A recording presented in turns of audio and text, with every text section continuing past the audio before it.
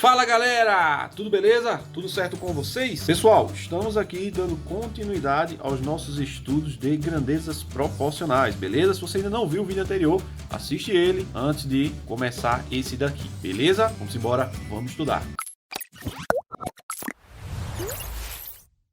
Beleza, pessoal? Então, vamos aqui ver nossas grandezas inversamente proporcionais. Basicamente, é só você entender essas duas frases. Quando uma aumenta, a outra ela vai diminuir. Por outro lado, nós temos também quando uma grandeza diminui, a outra ela aumenta. Então, como é que a gente vai verificar isso? Então, um automóvel ele gasta 1 hora para se deslocar da cidade A para a cidade B a uma velocidade de 80 km por hora. Um carro, né? Ele está numa velocidade e aqui eu tenho o tempo. Ele viaja a uma velocidade de 80 km por hora e ele gasta da cidade A até a cidade B 1 hora. Se eu dobrar a minha velocidade, eu aumentar a minha velocidade agora para 160 km por hora. Então, se eu aumentei a velocidade, eu vou gastar mais tempo ou menos tempo para chegar na cidade? Menos tempo. A gente vai precisar de menos tempo para eu poder deslocar da cidade A para a cidade B. Se eu dobro a velocidade, o tempo ele vai cair pela metade. Então, aqui eu vou gastar 0,5 horas. Então, se eu quiser, por exemplo, triplicar essa velocidade. Então, se eu triplicar 80 km por hora, eu vou ter uma velocidade de 240 km por hora. E isso daqui, gente, o tempo vai ser dividido por 3. Então, eu vou gastar 1/3 de hora. 0,5, gente, eu posso também dizer que é 1/2 de hora. O que é que a gente pode perceber aqui? Quanto mais eu aumento a minha velocidade, o meu tempo, ele diminui. Para esse contexto, a gente pode dizer que velocidade e tempo, eles são duas grandezas inversamente proporcionais, tá bom?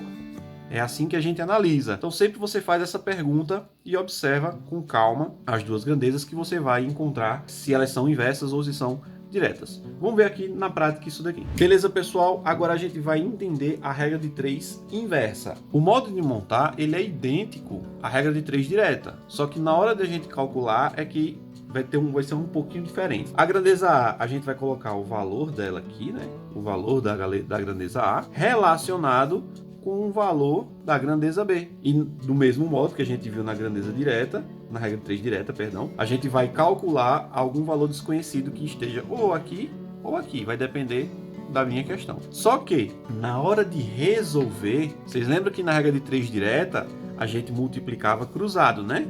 A gente fazia aquele meio pelos extremos. Quando eu montava a minha regra de 3, eu fazia esse vezes esse aqui embaixo e esse de baixo multiplicado por esse aqui de cima. Na regra de 3 inversa, isso aqui a gente não resolve dessa forma. A gente vai resolver como? Eu multiplico diretamente. Você vai multiplicar o de cima pelo de cima e o cara daqui de baixo, né? Botar um outro valor e digamos que o x esteja aqui. Eu vou multiplicar o de baixo pelo de baixo, tá bom? Isso aqui é uma multiplicação. Vamos ver aqui na prática.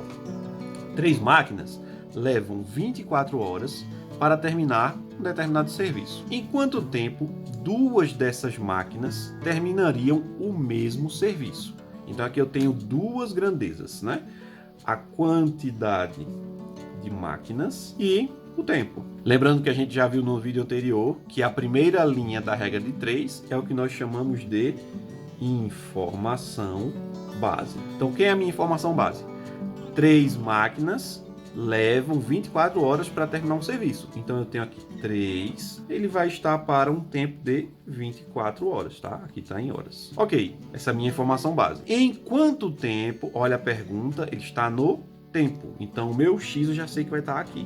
2 dessas máquinas vai terminar o mesmo serviço. Então 2 máquinas. Aí você se pergunta, professor, como é que eu sei se é uma regra de 3 direta ou uma regra de 3 inversa? Como é que eu sei se essas duas grandezas são inversas ou diretas? É simples. Pensa aqui comigo. Se você vai fazer uma obra, quanto mais pessoas você tem, mais rápido você termina aquela obra, concorda? Você pode associar essa ideia à quantidade de máquinas. Quanto mais máquinas trabalhando para eu terminar uma obra, eu vou terminar isso aqui em menos tempo. É essa a ideia. Só que aqui o que é que tá acontecendo? Eu estou diminuindo, né, a quantidade de máquinas, logo o tempo ele vai ter que aumentar.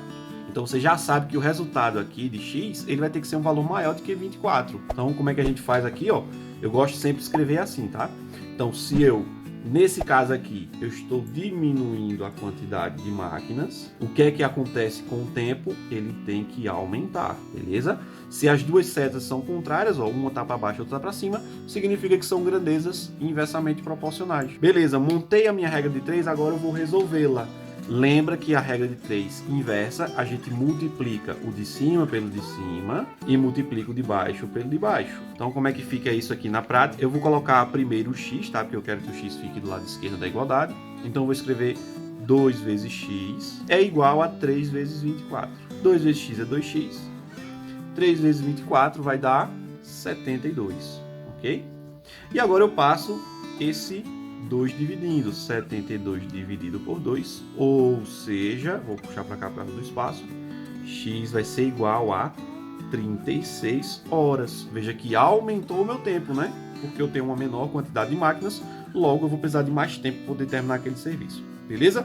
Vamos ver mais um exemplo. Uma equipe de operários, trabalhando 8 horas por dia, realizou determinada obra em 20 dias. Se o número de horas de serviço for reduzido para 5 horas, em que prazo essa equipe fará o mesmo trabalho? Então veja que é o mesmo contexto que a gente viu anteriormente. Então aqui, as duas grandezas que a gente vai trabalhar é o quê? Trabalhando 8 horas por dia. Então aqui eu tenho tempo de trabalho por dia. E a outra grandeza vai ser o tempo. Professor, duas grandezas de tempo? Vamos tentar entender isso aqui, galera. Ó, o tempo de trabalho por dia seria a sua força de trabalho que você está disponibilizando por dia. Você poderia trabalhar 6 horas em um dia, poderia trabalhar 4 horas, tá? Depende do tipo de emprego. Para essa situação, um funcionário está trabalhando 8 horas por dia e ele está realizando uma determinada obra em 20 dias, tá bom? Então aqui a nossa primeira informação é 8. Aqui eu vou colocar a unidade de medida é horas por dia, tá? Se o cara trabalha 8 horas por dia, ele demora 20 dias para terminar esse trabalho, ok? Montei a minha informação básica. Na próxima linha, o que é que a gente vai montar agora? Onde vai estar o meu x? Se o número de horas de serviço for reduzido para 5 horas, veja que diminuiu para 5 horas, então qual vai ser o prazo que essa equipe vai fazer o mesmo trabalho? Então o x está aqui. Então vamos pensar, galera. Se você diminuir o tempo que você está trabalhando por dia, vocês concordam que vai aumentar a quantidade de dias? Porque eu estou trabalhando menos, eu estou produzindo menos. Então se eu produzo menos, eu preciso de mais dias para dar conta daquele determinado serviço.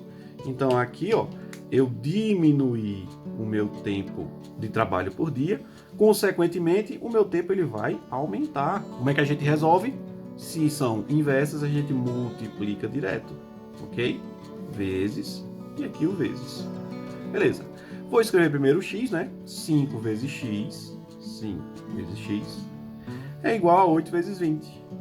8 vezes 20. 5x, 8 vezes 20, 160. E agora é só eu dividir o 160 por 5. E isso aqui vai dar quanto? 32 dias, tá? Então faz sentido sim. Se eu diminuir a quantidade de tempo trabalhado por dia, vou ter que aumentar a quantidade de dias para poder concluir um determinado trabalho. Beleza, pessoal? Show? É isso daí. Espero que tenham entendido, espero que tenham gostado. Pratica, deixa nos comentários aí o que você achou da aula e manda bala aí nos exercícios. Qualquer dúvida é só me procurar. Valeu, pessoal, bons estudos e até a próxima!